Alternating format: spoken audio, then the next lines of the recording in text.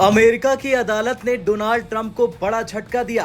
अमेरिकी appeals court ने Trump के ग्लोबल टैरिफ को गैर कानूनी यानी कि इल्लीगल करार दिया। ये फैसला केवल अमेरिका ही नहीं बल्कि पूरी दुनिया के लिए गेम चेंजर साबित हो सकता है और भारत के लिए तो ये खबर किसी जश्न से कम नहीं है। आखिर क्या है पूरा मामला, कैसे पहुंचा कोर्ट तक ये मामला और कितने जज ट्रंप के साथ थे और कितने खिलाफ, और इसका असर भारत पर क्या पड़ा, सब कुछ जानेंगे विस्तार से।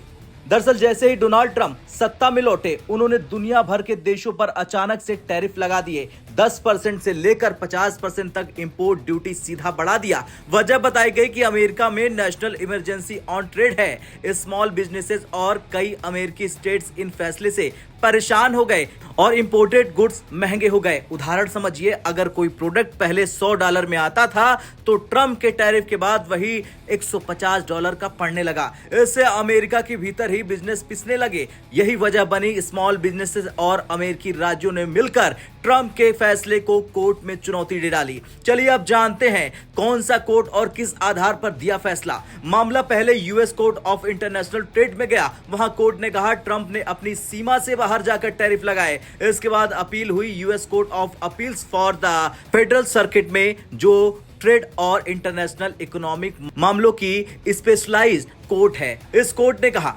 ट्रंप प्रशासन ने international emergency economic power act IEEPA 1977 का गलत इस्तेमाल किया। इस कानून के तहत राष्ट्रपति तभी कार्रवाई कर सकते हैं जब कोई वास्तविक राष्ट्रीय आपातकाल हो, लेकिन ट्रंप ने खुद ही इमरजेंसी घोषित करके मनचाहे टैरिफ थोप दिए। कुल 11 जजों की बेंच थी। 7 जज ट्रंप के खिलाफ थे और 4 जज ट्रंप के पक्ष में। मेजॉरिटी में कोर्ट ने कहा IEEPA राष्ट्रपति को ऐसी असीमित शक्ति देता है कि वो जब चाहे किसी भी देश पर टैरिफ लगा दे। इसके लिए संसद या यूएस कांग्रेस की अनुमति जरूरी है। यानी अब राष्ट्रपति अकेले मनमानी करके पूरी दुनिया पर टैरिफ नहीं लगा सकते हैं। चलिए अब जानते हैं अब क्या होगा। जरूरी बात यह है कि फिलहाल टैरिफ हटाए नहीं गए हैं। ट्रंप को 45 दिन का समय मिला, यानी 14 अक्टूबर तक वे सुप्रीम कोर्ट में अपील कर सकते हैं। अगर सुप्रीम कोर्ट भी इस फैसले को बरकरार रखती है तो ट्रंप प्रशासन को $159 बिलियन से ज्यादा की रकम रिफंड करनी पड़ सकती है, क्योंकि जुलाई 2025 तक इतना टैक्स अमेरिका के लोगों से वसूला जा चुका है।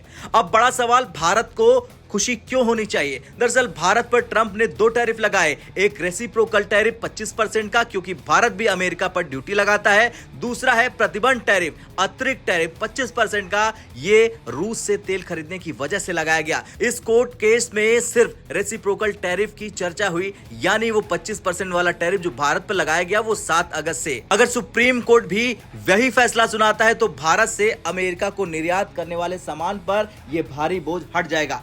अब सीधी भाषा में समझिए, भारत के स्टील, फार्मा, टेक्सटाइल और ऑटोमोबाइल प्रोडक्ट अमेरिका में फिर से सस्ते होकर बिकेंगे और अमेरिकी स्मॉल बिजनेस भी खुश होंगे, क्योंकि उन्हें सस्ता रॉ मटेरियल मिल जाएगा भारत से।